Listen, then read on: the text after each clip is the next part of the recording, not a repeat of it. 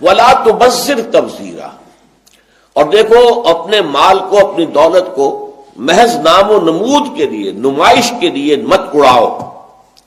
یہ ذرا نوٹ کر لیجیے تبذیر اور اسراف میں کیا فرق ہے۔ اسراف یہ ہے کہ صحیح ضرورت کی جگہ پر ضرورت سے زیادہ خرچ کیا جائے۔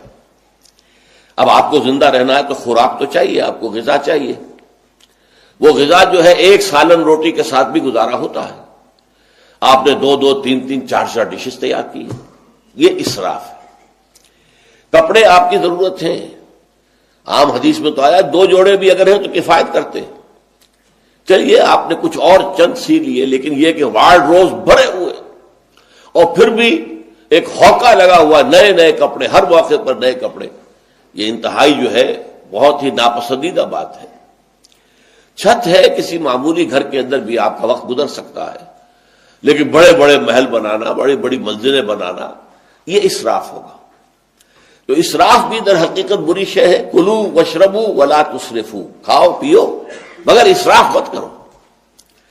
لیکن اس سے آگے کی شے ہے وہ تبذیر ہے، بغیر کسی حقیقی ضرورت کے صرف اپنے نام اور نمود اور نمائش کے لیے، تاکہ آپ کی دولت کا اظہار ہو جائے، لوگوں پر دھوس جم جائے، لوگوں کے اوپر جو ہے غلبہ اور رعب قائم ہو جائے، یہاں جو پیسہ خرچ کرنا یہ تبذیر ہے۔ آج کل جیسے شادیوں میں ہوتا ہے، جس طرح خرچ کیا جا رہا ہوتا ہے، اب تو اس سے بھی آگے بڑھ گیا ہے معاملہ، وہ بسنت شریف ہو یا کوئی اور ہو، اس کے اندر جو کچھ ہو رہا ہے، تو یہ ساری چیزیں جو ہیں انتہائی اس کے زد میں آنے والی چیزیں ہیں۔ تبذر ولا تبذر تبذیرا، اب اس میں بہت حکمت کا بہت بڑا موتی آ رہا ہے۔ ان المبذرین کانوا اخوان الشیاطین، یہ جو محض نام و نمود اور نمائش کے لیے اپنی دولت اڑاتے ہیں مبذرین، یہ شیطانوں کے بھائی ہیں۔ وکان الشیطان لربہ کفورا، اور شیطان تو اپنے رب کا بہت ناشکرا تھا، نافرمان تھا، اس نے اللہ کے حکم سے جو ہے اس کے خلاف بغاوت کی، تو ان کے بھائی ہیں یہ میں کافی عرصے تک سوچتا رہا کہ یہ لفظ کیوں استعمال کیا گیا، شیطانوں کے بھائی کیوں؟ سورہ مائدہ کی آیت سے جا کر بات کھل گئی۔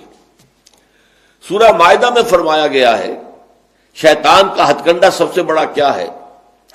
انما یرید الشیطان ان یوقع بینکم العداوۃ والبغضاء، شیطان کا سب سے بڑا حربہ یہ ہے کہ وہ تمہارے مابین دشمنی اور بغض پیدا کر دے، یہ شیطان کا سب سے بڑا حربہ ہے۔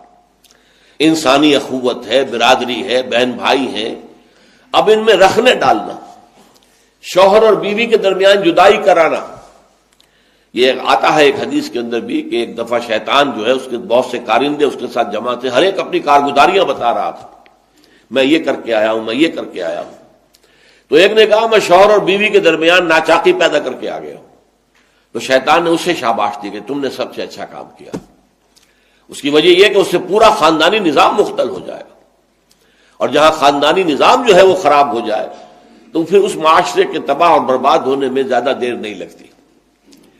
تو یہ در حقیقت شیطان کا جو حربہ ہے، ان یوقع بینکم العداوۃ والبغضاء، تمہارے مابین دشمنی اور بغض پیدا کر دے، تو یہ تبذیر اس کا سب سے بڑا ذریعہ ہے۔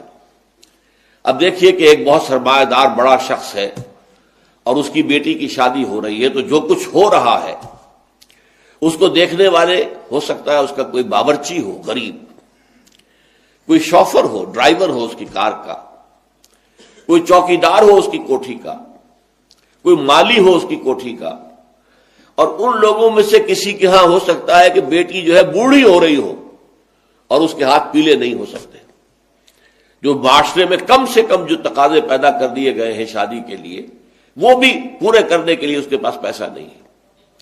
اب یہ سارا جو وہ دیکھے گا ریل پیل دولت کی، اور جو یہاں پر دولت لٹائی جا رہی ہے، تو اس کا نتیجہ کیا ہوگا؟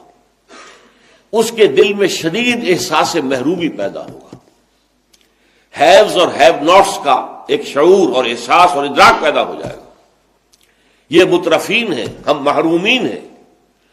اور معاشرے کے اندر جب یہ احساس پیدا ہو جائے تو پھر اس معاشرے کا تیا پانچا ہو جاتا ہے۔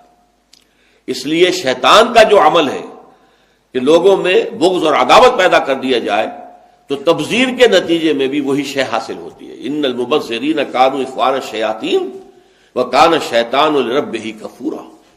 ہمیں تو یہاں تک حضور نے حکم دیا ہے کہ تم اگر اپنے بچوں کے لیے پھل لے کر آؤ تو یا تو پڑوس کے بھی بچوں کے لیے وہ پھل بھیجو ان کے گھر کے اندر. اور یہاں اگر تمہارے پاس اتنی ہی صرف مقدرت تھی کہ اپنے بچوں کے لیے کچھ لے آئے ہو، اس سے زیادہ کا امکان ہی نہیں تھا، تو یہ ضرور اہتمام کرو کہ ان کے چھلکے یا ان کی گٹھلیاں، آم آئے ہیں گھر میں تو آم کے چھلکے اور گٹھلیاں تو اپنے دروازے کے باہر نہ ڈالنا. تمہارے پڑوسی کے بچے دیکھیں گے کہ ان کے گھر میں آج آم آئے، انہوں نے آج آم کھائے اور ہمیں یہ میسر نہیں ہے. تو وہ احساس محرومی کا داغ ان کے اندر جو پیدا ہوگا وہ دلوں کو پھاڑ دینے والا ہے. یہ اور ہیں، ہم اور ہیں. من دیگرم تو دیگری، تم اور ہو ہم اور ہیں. ہم کوئی ایک امت کے لوگ نہیں ہیں. چاہے کتنے ہی واعظ آپ پلا دیں مسجد کے اندر کھڑے ہو کر انما المؤمنون اخوۃ، لیکن جب یہ شکل ان کے مشاہدے میں آتی ہے تو وہ کبھی ماننے کو تیار